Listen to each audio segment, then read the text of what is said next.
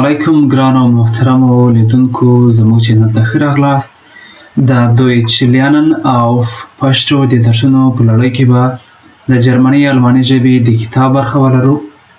په دې درس کې به د A1 Netzwerk نوی کتاب یعنی اولنی لیول کتاب په اړه باندې دریم درس ولرو. دو نور درسونه هم تیر شوي دي چې هغه اول درس او دویم درس و که مې چیرته هم هغه دوه درسونه نه وي کتلي، کولی شئ چې په ډسکرپشن باکس کې د هغوی په لینک باندې کلیک وکوئ او هغه دواړه درسونه هم وګورئ. او بل نن به د همدې درس د اولني لیول کتاب درس کاپیټل 2 یعنی دویم چپټر وي یا دویم څپرکی به وي. نو د هر څپرکي درسونه به د همدې سکرین ته چې ګورئ په ځانګړي رنګ باندې وي. نو تاسو کولی شئ چې د هر څپرکي درسونه په هماغه رنګ باندې وپېژنئ.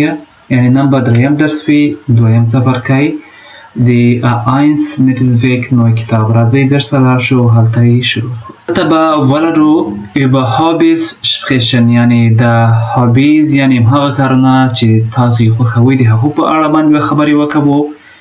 sich verabreden یعنې یو ملاقات ترتیبول. Wochentage benennen یعنی د اونۍ ورځې نومول. über Arbeit د کار په باره کې Berufe und Arbeitszeiten یعنی د وظیفې او هغه د کار د وختونو sprechen د هغوی باره کې به خبرې وکړو. Zahlen ab 20 nennen یعنی شمارنه زده کړو. ein Formula ausfüllen یعنی یو فورم د هغوی ډکول، د هغوی خانه پورې کول. strategie article lernen یعنی هماغه strategy دی ارتیکلونو په زده کولو کې ورولو. Freunde یعنی دوستان، ملګري. Kollegen یعنی همکاران und ich او زه. دوستان، ملګري، همکاران او زه. دلته به لرو fotografieren یعنی عکاسي کول، عکسونه اخیستل. singen یعنی آوازونه بلل، خواندن. همدارنګه tanzen یعنی څه شی کول؟ رقص کول یا اتڼ کول. یوګن یعنی منډې وهل او میوزیک hören یعنی سندرې اورېدل. دا شماره یې که چېرته دې صفحه کې راغلې ده نو هماغه شمېرې نورې هم لرو. دلته وایي was machen die Leute gern یعنی همدا کسان، همدا خلک څه شی غواړي چې یعنی هغه د خوښې کار وکوي. hören Sie und notieren Sie یعنی واورئ او ویې لیکئ.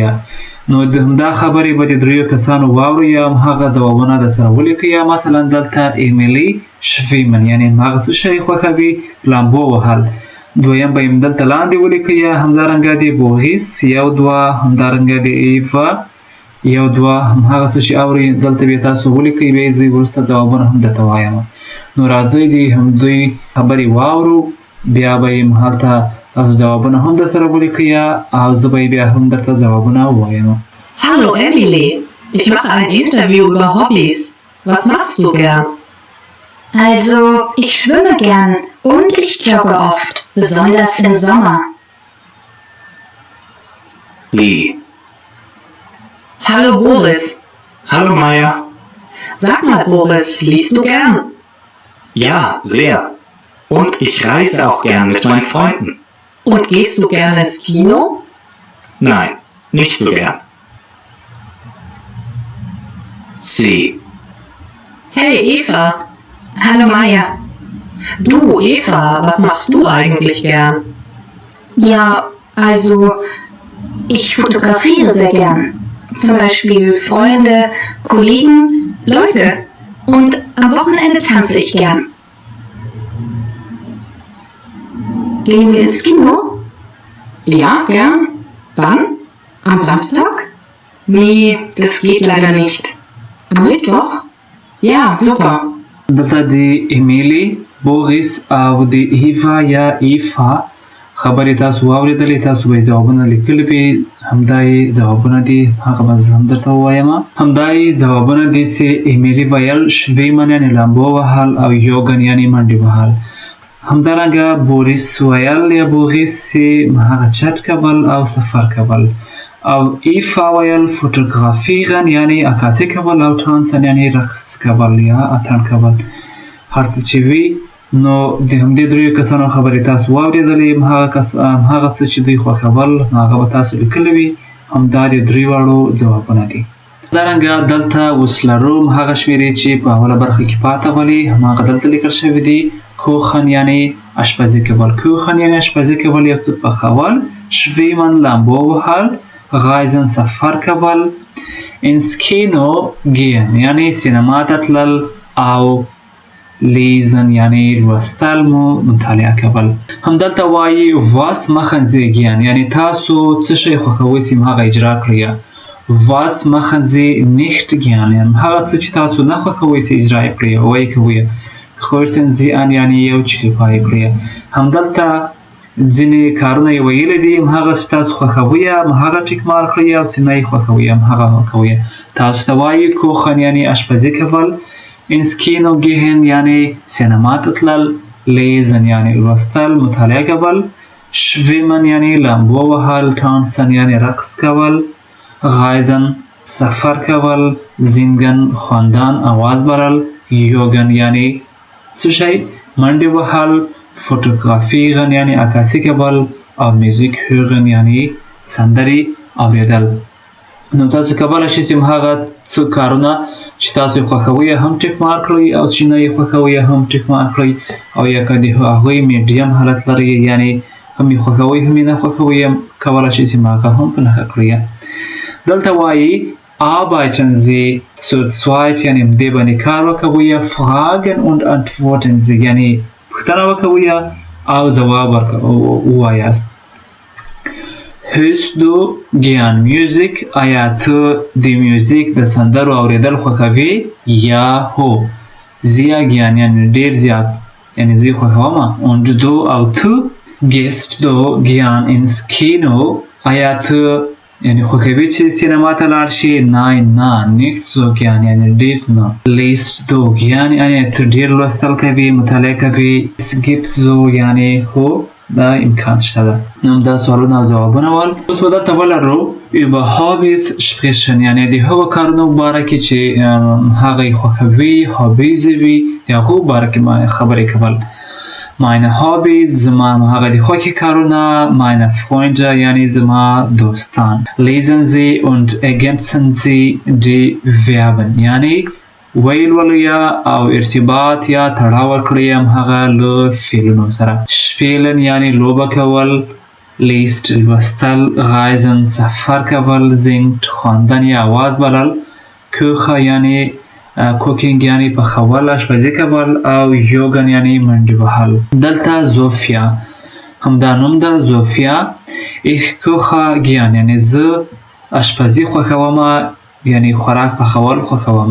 توم und ich توم او زه دلته به څه شی راځي؟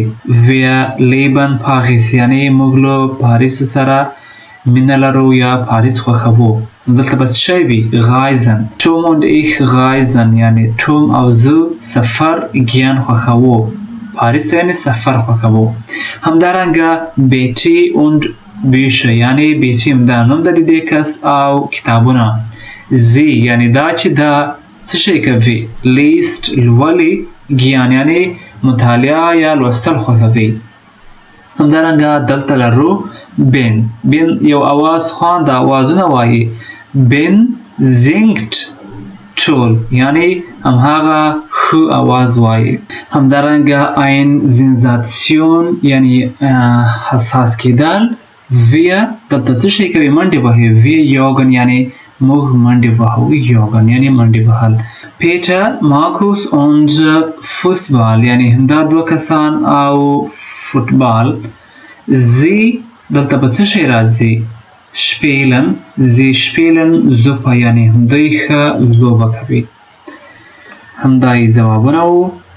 اوس راځو دلته ergänzen Sie die Endung یعنې هغه تړاو ورکړئ د اخیری برخې ته یې. ordnen Sie dann die Kommentare den Fotos so یعنې هغه ترتیب یې کړئ د همدې تصویرونو سره یې ترتیب کړئ. همدلته وایي انې lustig یعنې تفریح.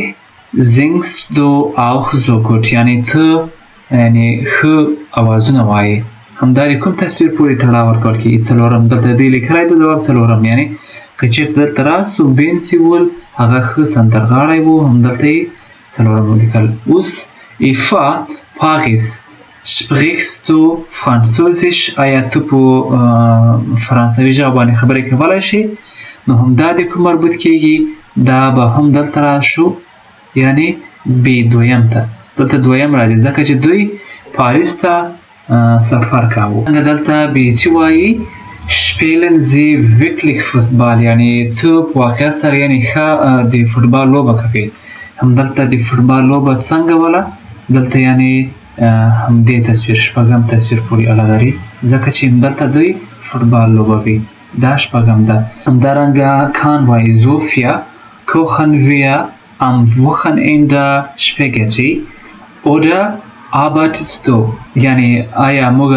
په دې اونۍ په پای کې سپاګیټي پخوو یا ته کار کوې یا کار ته ځې نو دلته د څه پورې مربوط و دا هم د زوفیا هلته یې څه شی پخول دی اول نمبر پورې مربوط ده همدارنګه دلته لرو بیټي ich lese im Moment ein Buch von Daniel Kehlmann und du یعنې زه یو ساعت یو څه وخت دا کتاب وایم او ته څه شی کوې همدا د څه شي پورې مربوط و دا همدلته د همدې کس یعنې دریم پورې مربوط راځي همدلته دا پیا بیا وایي یوکټ یا موګن او یعنې تاسو آیا سهار هم منډې وهئ نو دا د کوم پورې مربوط کېږي دا د پنځم نمبر پورې ځکه چې یوګن دلته راځي نو دې تصویرونو پورې تړاو ورکړئ همدا عکسونه پورې مربوط کېږي یوکټ یا موګن او یعنې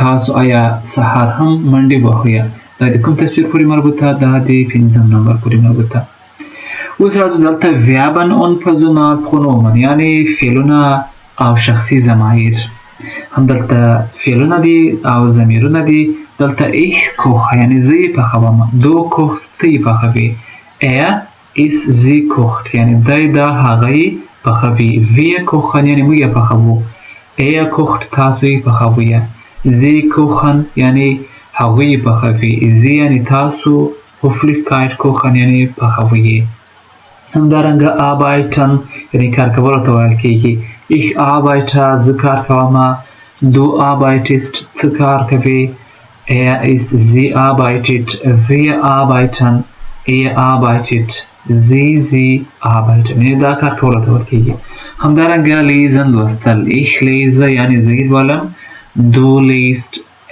ist sie liest wir lesen liest sie lesen یعنی لوستلو ته ویل کېږي همدارنګه sprechen یعنې خبرې کول ich spreche du sprichst ist sie spricht wir sprechen spricht sie sprechen یعنې خبرې کولو ته ویل کېږي دلته وایي arbeiten sie zu dritt یعنې تر دریو کسانو په یو ګروپ کې یعنې کار وکوئ یعنې همدا اجرا کړئ zu zweit یعنې تر دوو کسانو پورې کار وکوئ دلته یعنې درې کسان هغه په ګروپ کې شامل سي personen a nennt ein verb im infinitiv یعنې اولنی شخص یو فعل وایي نوموي په infinitiv کې Personen B nennt ein Personalpronomen یعنې دویم شخص یو شخصي ضمیر نوموي هغه وایي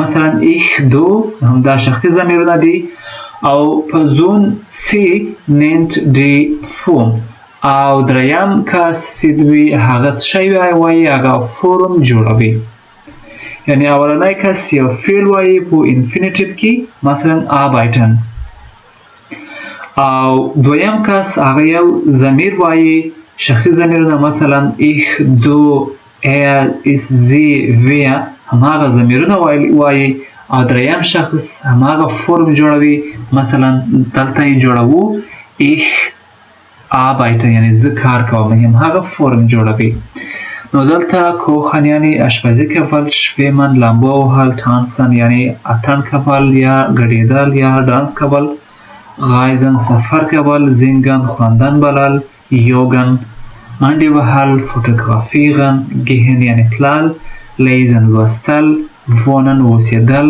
هایسن یعنی نمول، بلل کېدل، کامن یعنی راتلل، سپریشن یعنی خبرې کول.